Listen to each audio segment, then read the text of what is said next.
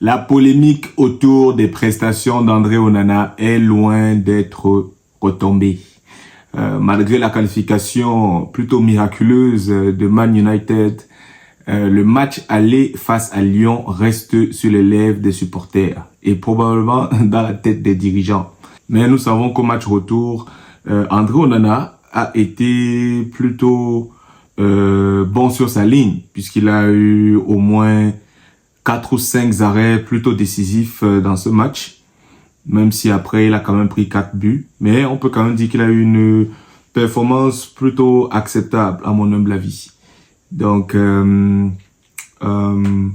aujourd'hui, Man United est certes en demi-finale de l'Europa League, mais il semblerait bien que les dirigeants, comme je le disais déjà dans ma dernière vidéo, dans le clash Matic-Onana, que les dirigeants de Manchester United semblent être déjà tournés vers l'avenir à essayer de trouver un nouveau gardien.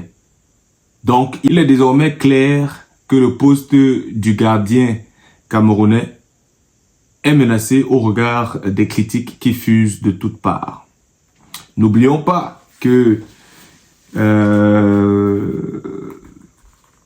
même si André Onana n'est pas fondamentalement super aidé par sa ligne défensive, il y a plusieurs situations au cours depuis qu'il est arrivé à Manchester, comme je l'ai déjà martelé plusieurs fois, où on peut se poser des questions sur sa concentration. Parce qu'il y a plusieurs bourdes, même cette saison, simplement, nous sommes capables d'identifier au moins 3-4 bourdes qu'il a effectuées seulement dans le match contre Lyon, justement. Moi, j'ai pas vu toute la rencontre, j'ai juste vu le deuxième but de Lyon. Mais quand j'ai écouté les commentaires, quand je suis regardé sur les réseaux sociaux, il semblerait que même le premier but de Lyon, il n'avait pas été de tout reproche. Voilà, donc c'est vrai que, comme je disais, la ligne défensive mancunienne n'aide pas beaucoup notre frère André Onana. Donc, il est important de marteler que André Onana, ses performances sont, pour ma part, certes un mélange entre sa concentration, les bourdes qu'il va se retrouver en train de commettre, peu importe les raisons, et naturellement l'efficacité de la ligne défensive de Manchester, qui franchement n'est pas exempt de tout reproche. Donc, comme je le disais, la direction du club pense déjà à un nouveau gardien. Surtout que son remplaçant, Bayindir, n'avait pas forcément assuré face à Newcastle, puisqu'ils avaient perdu ce match 4-1. Et dans ce match, Bayindir lui-même, il a fait une bourde. Donc, aujourd'hui, le nom d'un gardien portugais est cité. Et c'est celui de Diogo Costa, le gardien du FC Porto, qui serait donc sur les petits papiers de la direction des Red Devils. Selon Foot Mercato, le club a commencé à observer l'international portugais. Il est encore sous contrat avec le FC Porto jusqu'au 30 juin 2027. Donc, sur le plan statistique, cette saison, Diogo Costa a disputé 30 matchs en championnat pour 26 buts concédés et 15 clean sheets. Le FC Porto est 4e au classement avec 60 points. Alors que André Onana a disputé 32 matchs en Première Ligue pour 42 buts concédés et 9 clean sheets enregistrés. Son contrat court jusqu'au 30 juin 2028, avec une année en plus. Donc pour le moment, les spéculations vont bon train, car l'international camerounais reste bien entendu l'une des pièces maîtresses de Ruben Amorim.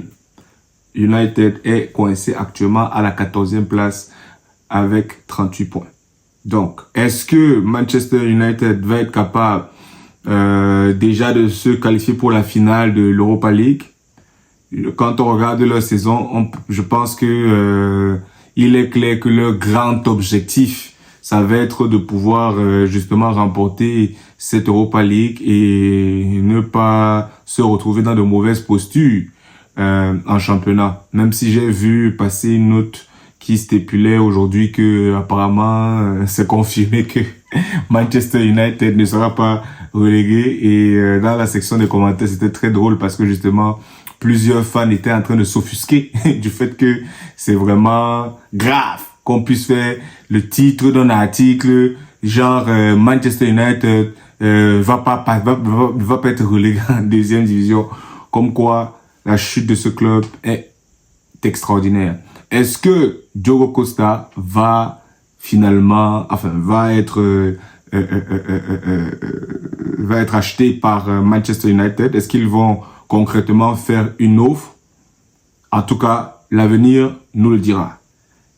Et en tout cas, je pense que si Diogo Costa se retrouve en train de venir à Manchester United et qu'il n'y a aucun effort concret du point de vue défensif pour améliorer cette défense, moi je reste convaincu comme Mukanjo que vous pouvez prendre n'importe qui, vous partez mettre là-bas dans ses buts, que ça ne va pas être exceptionnel. Bien sûr, n'oublions pas les fautes de concentration.